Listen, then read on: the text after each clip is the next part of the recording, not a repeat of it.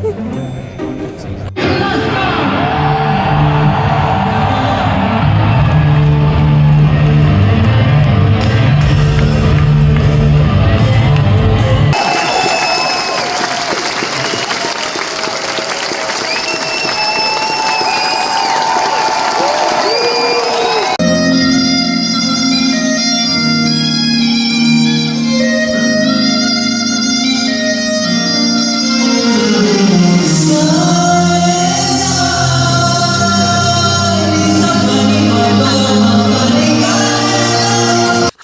everyone, welcome to my channel. I know it's been a while since I actually created a long video like this. So yeah, here I am.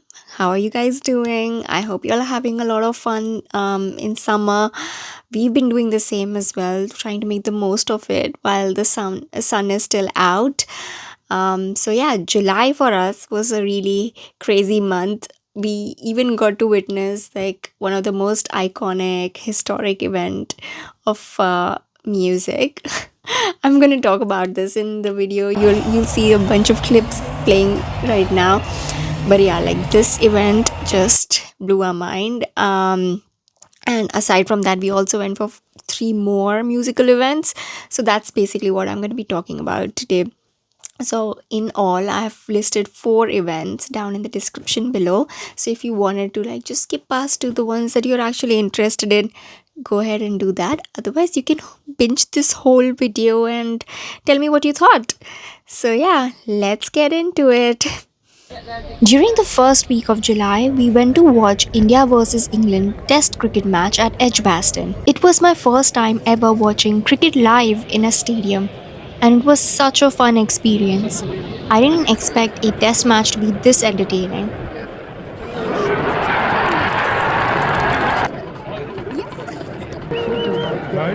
I think I found it really entertaining because it was my first time and I went with my friends, which made a huge difference. Now I definitely want to watch a one day or a T20 match someday. Before you say anything, I was cheering for India and my husband and his friends were cheering for England. Also, I'll 100% recommend watching any kind of sports live at a stadium because it has a completely different vibe. When you're at the stadium, you can actually feel the energy of the crowd, witness the game unfold live, and it just hits differently. Even if you're not into sports, you might just enjoy the live experience more. So we went for the day 3 of the test match. India had already scored 587 runs and England was batting that day. The fan chants were hilarious and it reminded me of all the football matches. People were in funny costumes and a lot of people were dressed as Fred Flintstone. And there was also an Indian guy in our section who had painted the Indian flag on his body and was waving a huge Indian flag and chanting Bharat Mata Ki Jai every time India got a wicket. Behind the stadium, there were also a lot of food and drink trucks and sections. Look at the sea of people who came. Everything was super well organized. At the end, England scored 410 runs that day, and we got to see India bat for a bit as well. So, which was really fun because I got to see both the teams bat. Overall, it was such an amazing and fun experience. Now, after I watched a match at Edgbaston, now I really know what this madness is all about. So, I want to go to Mumbai and watch maybe one day cricket or 2020 match at Wankhede or DY Patil. Yeah, I want to do that. So, that's how we basically kick-started our long weekend. But nothing would have prepared us for what we were about to witness the next day. We went for the Black Sabbath Back to the Beginning concert. This concert was basically the final concert of Ozzy Osbourne, and 2 weeks later, he passed away.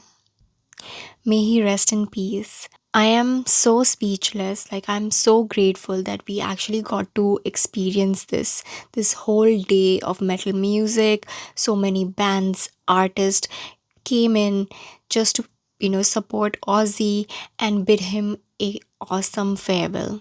I think the Prince of Darkness deserved that. And I'm sure that when he came on stage, he actually felt it. He actually felt the love, the appreciation, and the magic that his legacy has created. It's easily one of the most iconic events of my life. This was Ozzy's farewell performance after battling Parkinson's and multiple health issues. He officially wanted to retire, giving fans a legendary concert to remember.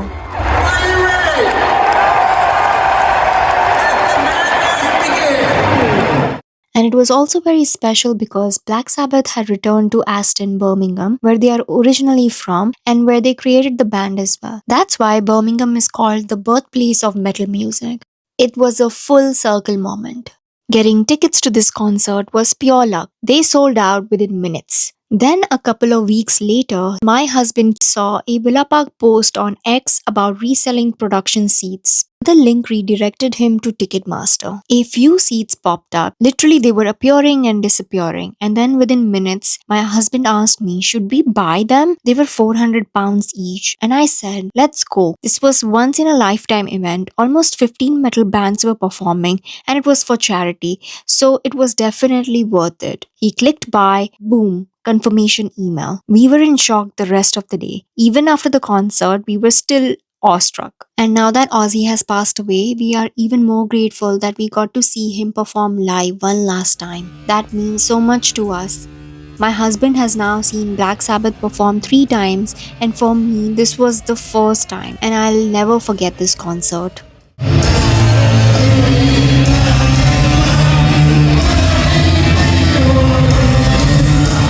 For this concert, we knew we had to get the merch, and luckily they were selling it 2 days before the event. My husband loves to collect merch, so we went a little crazy this time. After that, we stopped by Sushi Passion for lunch. We had 3 different types of sushi. They were pretty decent. So, on the day of the concert, we took the train to Aston to avoid traffic. Some of the roads were blocked off near the stadium so that they can manage the crowd. Once we got to the stadium, we saw a huge statue of Ozzy and a sea of fans in all black outfits. So many had worn the Back to the Beginning merch. Also, we quickly looked at the merch queue and oh my god, it was so long. Thank God we got the merch in advance so that we can easily relax and enjoy the concert on the day of the event. I'm sharing a few clips from the concert. Hopefully it doesn't get a copyright strike. You can see so many people flew in from all over the world to just attend this show, and everything was so well managed. Thanks for me, I'm coming in. Hey, please welcome Pantera!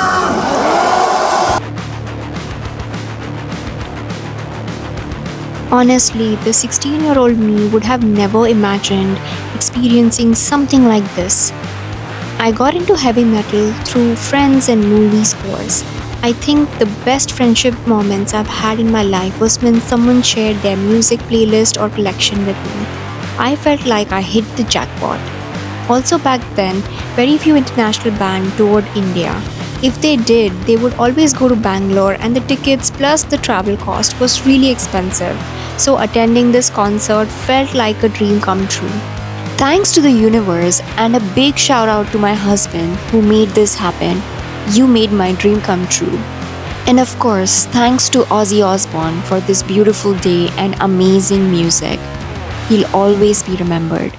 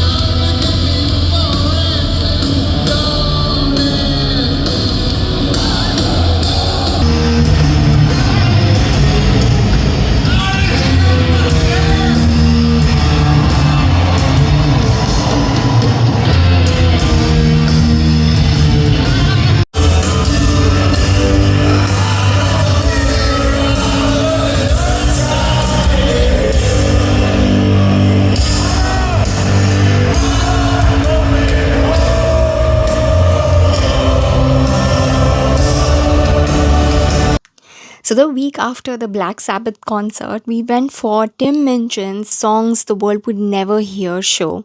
Sounds very interesting, right? Well, this show is so funny. Please go for it if you haven't already been. But before we went for this show, I had no idea who Tim Minchin was, who he was, what he did. I had no idea whatsoever. So I asked my husband, and he mentioned that he is a comedian who is also a musician. So expect there to be like a musical comedy almost. And I was like, what? This is so interesting. I want to know more about this guy. And so I tried to Google him, and then I stopped immediately because I didn't want to, get biased opinions. I just wanted to go and experience the show. So I went in blind, and I was so glad that I did that because I had such a great time. I laughed so much that my cheeks were hurting. Oh my god. But yeah, if ever Tim Minchin, is visiting your city, make sure that you book a ticket because it will be worth it. So this show was on Thursday at Birmingham Symphony Hall, so we thought to turn it into a date night. We had an early dinner at Rosa's Thai. It's our favorite Thai spot in the city.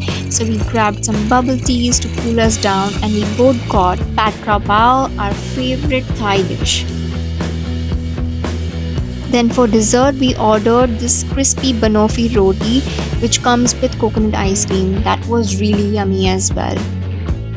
For those who don't know, Tim Minchin is an Australian composer, lyricist, musician, comedian, actor, writer, producer, and director.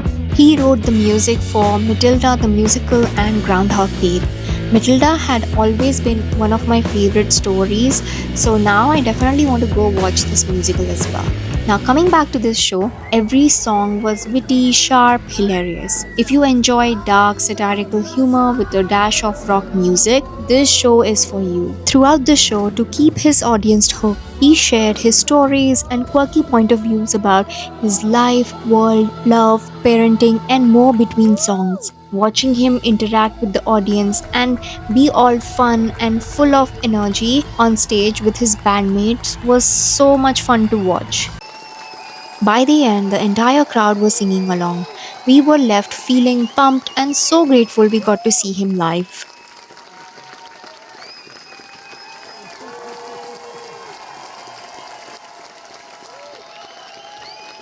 And finally, to wrap up the month, we went to the Orchestral Qawwali project by Rushil, Ranjan and Abhi Sampa. This show was also at Symphony Hall.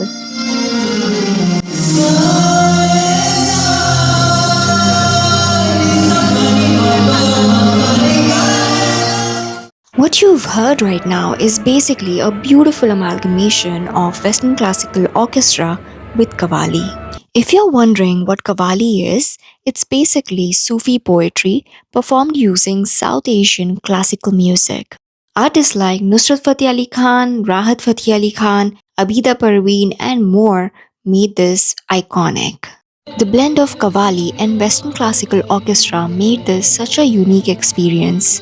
Unlike other concerts, we were allowed to use phones for taking pictures and videos of the show, which gave it an informal outdoor concert vibe. But people were still mindful of not blocking each other's views and enjoying the concert. Now, a little bit about the artists. I have been a fan of Abhi Sampa for almost 6 years. I discovered her music when she released her rag and blues song. Watching her play blues on her veena blew my mind. I could have never imagined mixing two completely different genres like that, and then I kept listening to her on loop for days. Also, her voice is just incredible.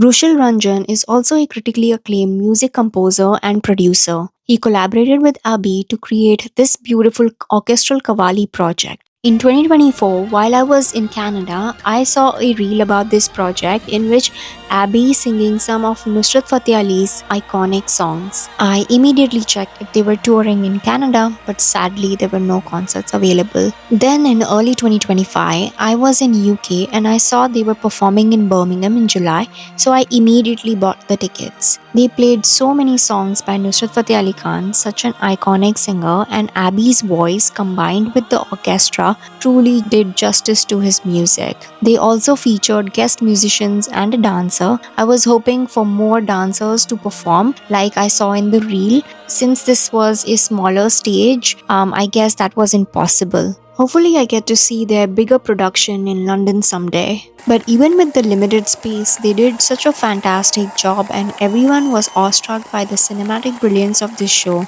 Ethereal is the word I'd use to describe this performance.